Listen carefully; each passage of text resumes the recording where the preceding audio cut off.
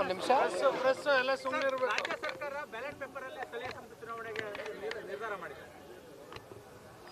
ನೋಡಿ, ಈಗಾಗಲೇ ಟೆಕ್ನಾಲಜಿ ಭಾಳ ಮುಂದುವರೆದಿದೆ.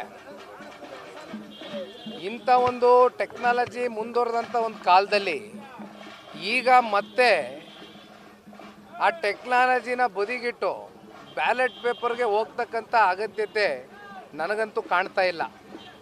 ಈಗ ಎಲ್ಲೆಲ್ಲಿ ಚುನಾವಣೆಗಳು ನಡೆದಾಗ ಕಾಂಗ್ರೆಸ್ನವರು ಗೆದ್ದಂಥ ಆ ರಾಜ್ಯಗಳಲ್ಲಿ EVM ಮಿಷಿನು ಚೆನ್ನಾಗಿ ವರ್ಕ್ ಆಗ್ತದೆ. ಎಲ್ಲೆಲ್ಲಿ ಸೋಲ್ತಾರೆ ಅಲ್ಲೆಲ್ಲ EVM ಮಿಷಿನ್ ಮೇಲೆ ಮತ್ತೇನೋ ಒಳಗಡೆ ಟ್ಯಾಂಪ್ರಿಂಗ್ ಮಾಡಿಬಿಟ್ಟಿದ್ದಾರೆ, ಮತ್ತಿನ್ನೇನೋ ಬೇರೆ ಬೇರೆ ರೀತಿ ಕೈ ಆಡಿಸ್ಬಿಟ್ಟಿದ್ದಾರೆ ಅಂತ ಹೇಳೋದನ್ನು ಬಿಟ್ಟು ಬ್ಯಾಲೆಟ್ ಅಂತಕ್ಕಂಥದ್ದು ಇವತ್ತು ಅವಶ್ಯಕತೆ ಇದೆಯೇನಣ್ಣ? ಇಷ್ಟೆಲ್ಲ ಕಾಲ ಮುಂದುವರೆದಿದೆ.